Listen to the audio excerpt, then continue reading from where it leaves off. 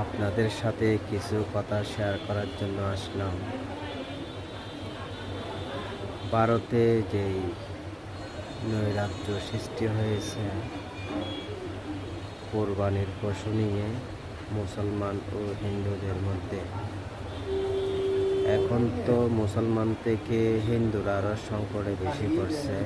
কেননা ওরা গবাদি পশু লালন পালন করছে, কোরবান উপলক্ষে বিক্রি করবে। সবাই বিভিন্ন জায়গার থেকে লোন নিয়েছে, কিস্তি নিয়েছে, আপনার সুদের উপর টাকা নিচ্ছে, এক একজনে এক এক রকম করে টাকা নিচ্ছে।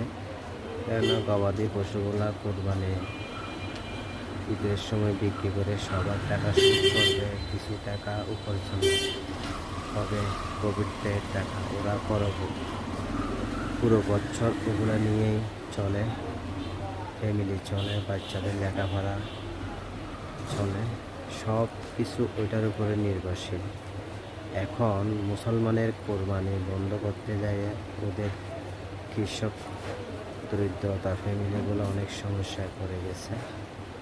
আসলে দুনিয়ার সৃষ্টির লক্ষ্য থেকে আজ পর্যন্ত এগুলো সব জায়গায় ধারাবাহিকভাবে করে আসতেছে। সবাই সবার উৎসবটা, যার যার ধর্মের উৎসবটা সবাই পালন করতেছে। কোনো বাধা বিপত্তি হচ্ছে না কোনো জায়গায়।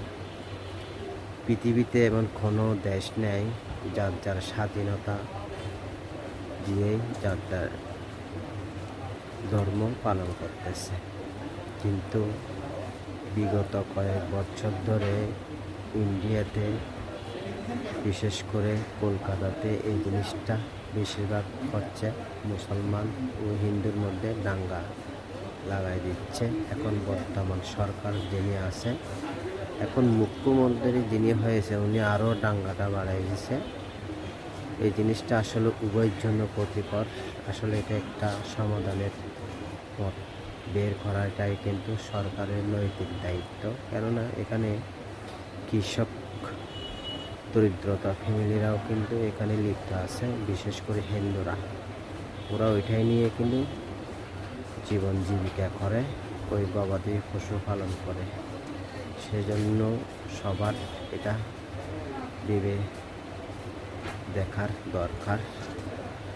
ভিডিওটা ভালো লাগলে সবাই শেয়ার করে দেবেন, অন্য ভাইদেরকে দেখার সুযোগ করে দেবেন, এই প্রত্যাশায় রাখলাম। আল্লাহ হাফেজ।